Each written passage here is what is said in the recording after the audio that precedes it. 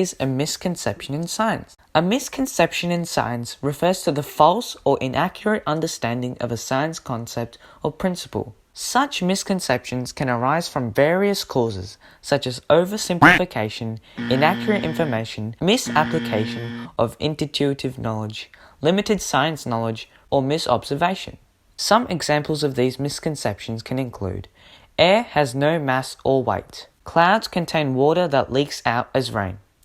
Things float if they are light and fall when they are heavy. The earth is flat. Seasons are caused by just the earth's distance from the sun.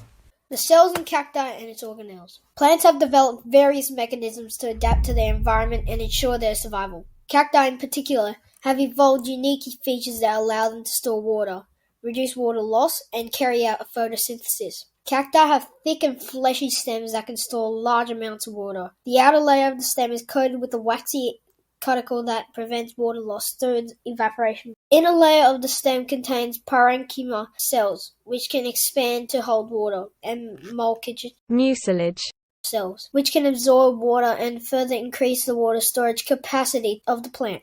To minimize water loss, cacti have modified leaves called spines. These spines are smaller in size and have fewer or no stomata, which are openings that allow gas exchange for photosynthesis, but also cause water loss through transpiration. Cacti carry out photosynthesis using a special type called crassulation, acid metabolism. CAM. CAM plants open their stomata at night when the air is the coolest and moist and take in carbon dioxide, which they store as malic acid in their vacuoles. During the day, they close their stomata to use the stored carbon dioxide to make sugar using sunlight. This way, they avoid losing water during the day when photosynthesis is most efficient. Cacti are a remarkable example of how cells and organelles can adapt to extreme environments and enable plants to survive and thrive. The organelles in a cell in cacti.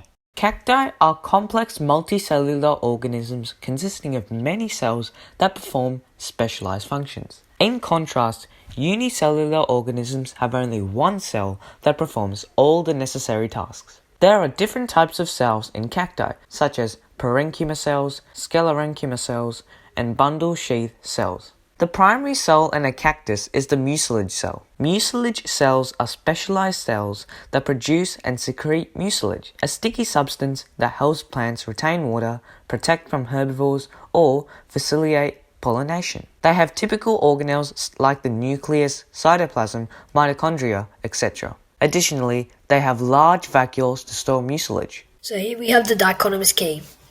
At the top it starts with the kingdoms of life, and it's split down to two, which is multicellular and unicellular organisms. On the multicellular sides, there's absence of a cell wall, which is an animal cell, and presence of a cell wall, which is split up to contains chloroplast, which yes is a plant and no is a fungi. With the plant, it says no leaves and leaves. Leaves is a plant and no leaves is a cactus, where our organism fits in.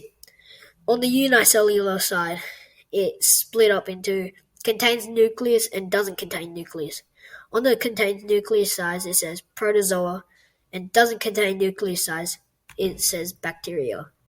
Why our misconception is incorrect. There are several reasons why the statement, all plants have leaves, is incorrect. Although leaves are an essential part of most plants, not all plants on the surface of the earth have them.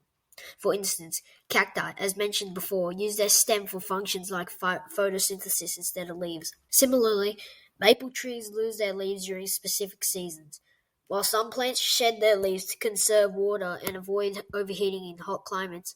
Therefore, while most plants have leaves, there are several exceptions to this rule. The presence or absence of leaves depends on various factors such as plant, environment, and classification.